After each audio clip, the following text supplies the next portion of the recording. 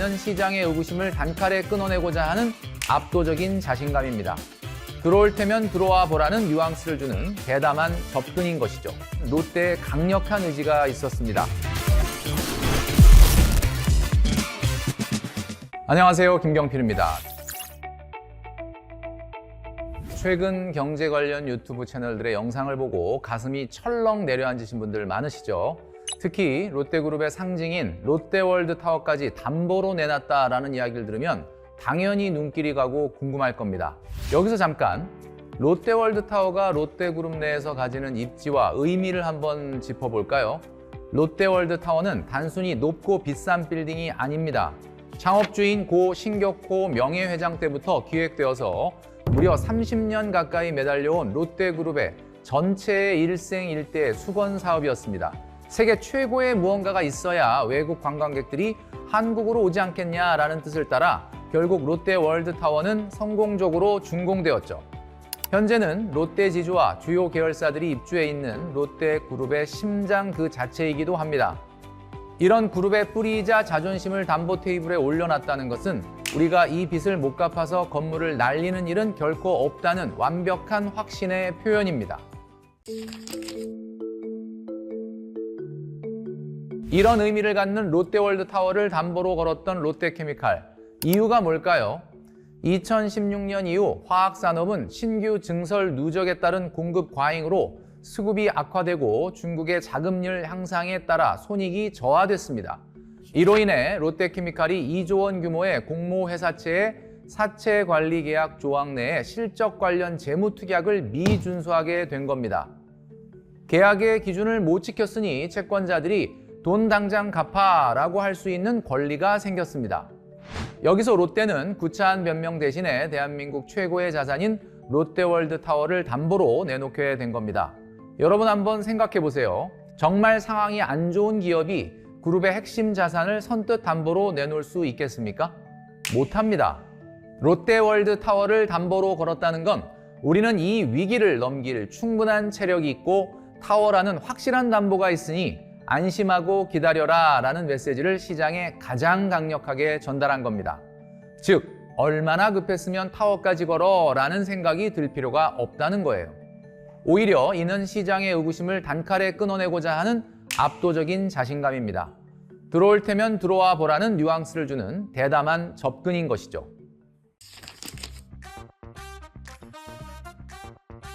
그럼 여기서 궁금해지실 겁니다.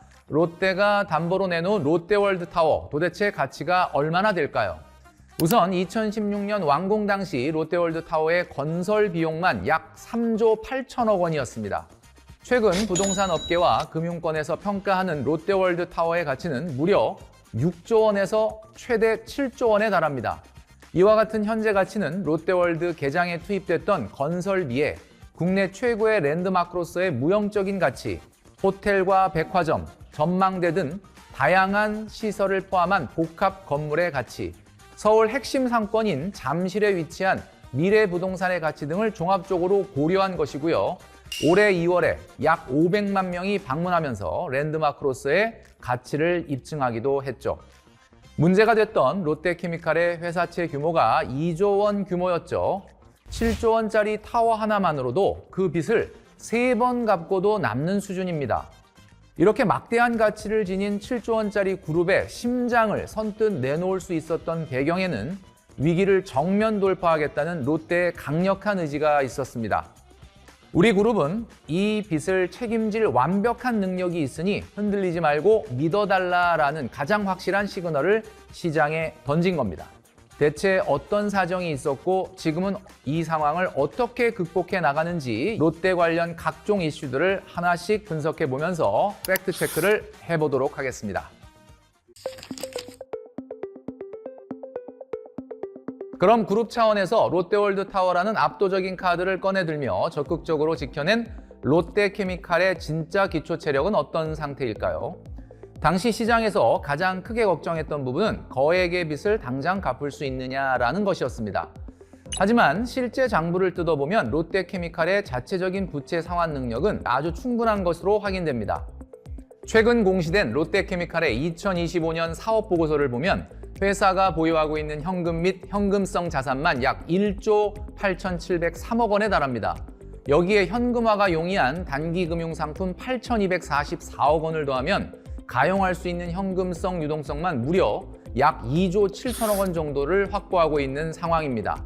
롯데월드타워라는 확실한 담보 제공에 이어 회사가 자체적으로 보유한 2조 7천억 규모의 풍부한 유동성까지 더해지니 시장에서 걱정하는 위기는 사실상 많이 해소가 되었다고 봅니다. 나아가 더 탄탄한 기업 체질을 만들기 위한 과감한 혁신도 진행 중입니다. 이러한 노력의 첫걸음은 막강한 현금 동원력을 바탕으로 한 적극적인 부채 상환입니다. 롯데케미칼은 최근 기한이익 상실 문제가 발생했던 회사채 중에 만기가 도래한 3,950억 원 규모의 사채를 상환 완료했습니다. 단순히 만기를 연장한 것이 아니라 회사가 보유한 풍부한 현금성 자산을 활용해 빚을 직접 갚아버린 것입니다. 또 최근 1년간 재무활동을 보면 차입 부담을 줄이기 위해 많은 노력을 하고 있는데요. 차입급 상환에 5조 1,186억 원을 사용했고 9,650억 원 규모의 사채를 변제했거든요. 이번에 만기 도래 사채까지 변제했으니 재무 부담은 더 낮아졌을 것으로 보이고요. 또 최근 기존 범용 석유화학 사업 구조를 합리적으로 재편하는 작업도 진행 중입니다. 충남 대산 공장을 물적 분할하여 신설 회사를 세우고 이를 HD 현대케미칼에 흡수 합병시키는 프로젝트를 공시했습니다. 전남 여수 산단에서도 한화솔루션, DL케미칼, 여천 NCC 등 경쟁사들과 함께 중복되는 생산시설을 통합하고 조정하기 위해 구체적인 사업 재편 계획안을 정부에 제출했습니다. 이는 중국의 공급 과잉으로 적자가 발생하는 범용 설비의 운영을 효율화하고 원가 경쟁력을 높여서 기업의 본원적인 경쟁력을 확보하기 위한 전략적 조치입니다. 사업 재편으로 확보한 역량은 고부가가치 신사업으로 집중시키고 있습니다. 2030년까지 기능성 소재 사업 비중을 60%로 늘려 수익성과 성장성을 모두 갖춘 스페셜티 화학기업으로 도약한다는 명확한 목표를 세웠습니다. 이를 위해 자회사 롯데엔지니어링 플라스틱은 올 하반기 준공 예정인 공장에서 모빌리티와 IT 등 핵심 산업용 맞춤형 고기능성 소재를 생산합니다. 또한 롯데 SK에너루트가 올해 말까지 총 80메가와트 규모의 수소연료 전지 발전소를 구축하고 롯데 에너지 머티리얼즈가 하이엔드 동박과 AI용 고부가 회로박을 공급하며 합작사인 한덕화학은 반도체 공정용 현상핵 설비를 확대하고 있습니다. 이처럼 롯데케미칼은 낡은 사업 구조를 혁신하고 첨단 소재 기업으로의 진화, 그리고 기업의 펀더멘탈을 근본적으로 다지고 있습니다. 또 건설업 이야기를 안 할 수 없죠. 롯데건설 역시 건설업계 전반의 PF 대출 이슈 속에서 남아있는 사업장 토지 매입용 브릿지론 보증에 대한 우려의 시선이 있는 것이 사실입니다. 여기에 일부 종속회사들이 실적 이슈까지 얽히면서 시장의 오해가 다소 부풀려진 측면이 있습니다. 중요한 것은 기업의 실제 대응입니다. 어떤 노력을 하고 있을까요? 롯데건설 자체적으로 신종자본증권, 즉 영구채를 총 7천억 원어치 발행해서 자본을 확충했습니다. 이로 인해 부채 비율은 지난해 3분기 214%에서 170%대로 대폭 하락하며 지표상 재무 건전성을 확실하게 안정화시켰습니다. 여기에 기존에 조성했던 펀드의 금리를 2%포인트 이상 낮춰 차환하는 등 금융비용 부담까지 선제적으로 줄여나가고 있습니다. 또한 고비용 공사들이 마무리되는 2026년부터는 원가율이 하락하면서 삼각전 영업이익 마진이 5%를 넘어설 것으로 전망하고 있습니다. 여기에 발맞춰 롯데건설은 최근 경영 리빌딩을 선언하고 근본적인 체질 개선에 나서고 있습니다. 과거의 단순 시공 위주의 모델에서 벗어나 그룹 내 디벨로퍼로서의 역할을 확대하고 고부가가치적 개발 사업을 적극적으로 발굴하는 전략입니다. 수익성 중심의 선별 수주로 사업 포트폴리오의 질을 높이고 그룹 계열사 간의 시너지를 극대화해서 지속 가능한 성장 기반을 다지고 있는 상황입니다. 주력 산업인 석유화학과 건설업의 전반적인 불황 속에서 일부 과장된 소문들이 퍼지기도 했지만 실제 팩트는 전혀 달랐습니다. 롯데케미칼은 단순히 채권자들과 협의하는 것을 넘어 막강한 현금성 자산을 동원해 문제가 된 사채를 창안하며 위기설을 행동으로 종식시켰습니다.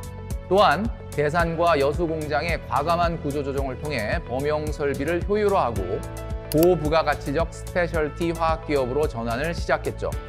롯데건설 또한 뼈를 깎는 리스크 관리로 우발 채무를 절반 가까이 대폭 축소하고 당기 순이익을 상승시키는 등 뚜렷한 내실 다지기에 성공했습니다. 나아가 영구채의 발행으로 자본을 확충하고 단순 시공을 넘어서 디벨로퍼로 도약하기 위해 경영 리빌딩을 돌입하며 체질을 개선하고 있습니다. 또 그룹 차원에서는 비핵심 자산을 매각하는 동시에 바이오 등 신사업에 집중 투자하며 포트폴리오를 재편하고 있습니다.